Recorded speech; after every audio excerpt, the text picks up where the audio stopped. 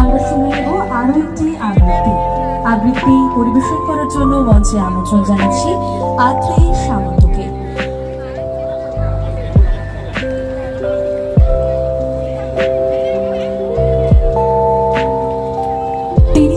দক্ষিণ 24 পরগনা জেলা বইমেলায় রয়েছি আমরা, আর পরপর প্রতিদিন চলছে সাংস্কৃতিক অনুষ্ঠান। আজকে একটি বিশেষ আকর্ষণ আপনাদের সকলের জন্য অপেক্ষা করে রয়েছে।